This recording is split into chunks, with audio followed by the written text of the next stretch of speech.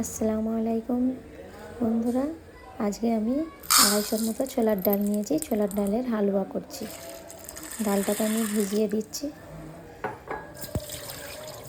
2 ঘন্টার মতো ভিজিয়ে রেখেছিলাম। ডালটাকে এবারে ভালো করে ধুয়ে নিই, একটু পরিষ্কার করে একটু ধুয়ে নিচ্ছি।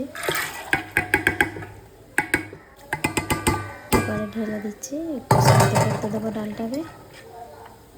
অল্প করে পরিমাণ মতো পানি দিচ্ছি।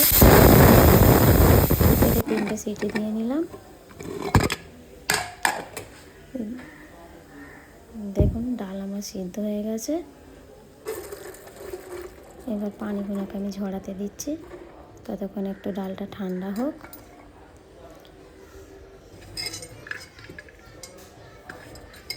ঠান্ডা হয়ে গেলে ডালটাকে আমি পিষে নেব।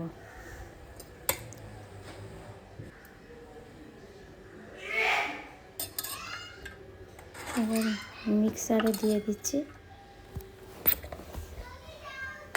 দেখুন ডালটা ভালোভাবে পিষে নিয়েছি মিক্সারে দিয়ে।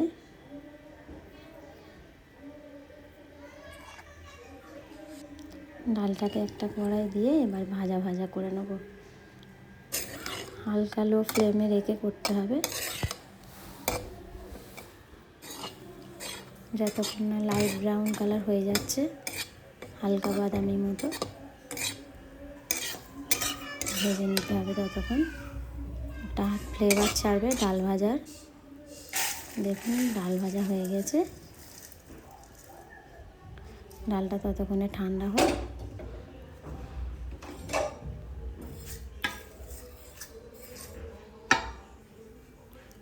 এক চামচ ঘি নিচ্ছি, আর 1 চামচ ঘি নিলাম। 2 চামচের মতো ঘি দিচ্ছি।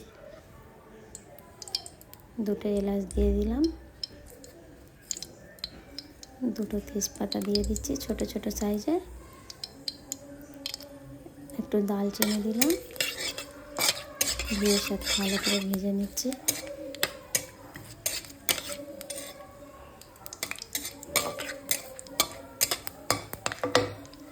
ভাজা হয়ে গেছে। 1 বাটি চিনি দিলাম।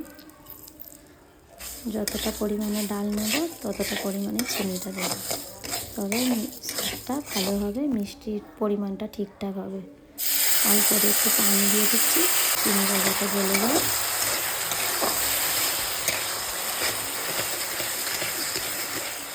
ভালোভাবে নেড়ে নিলাম। একটুখানি গুড় দিলাম। নলেন গুড় ছিল আমার কাছে, তো গুড়ের এটা পাটালি, গুড় না, গুড়ের পাটালি ছিল, আমি দিলাম। দিয়ে একটু ভালো করে গুড়টাকে গলিয়ে নিলাম। এবার ডালটাকে আমি ঢেলে দিচ্ছি।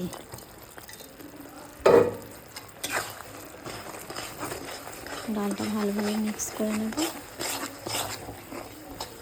চিনির সিরাপ হয়ে গেছে, ওর সাথে মিক্স করে নিলাম। দেখুন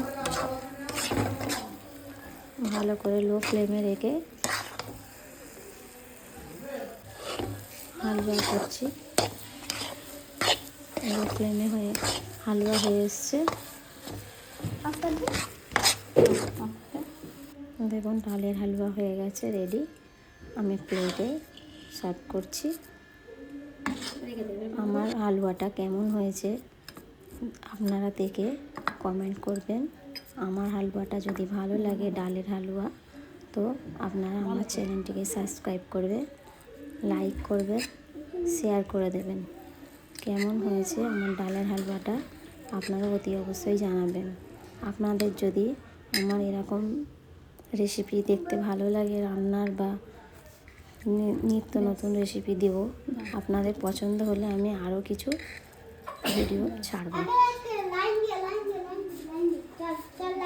একটুখানি অল্প করে বাদাম দিয়ে দিয়েছি, পিস পিস করে কেটে নিয়েছি, বরফি বরফি।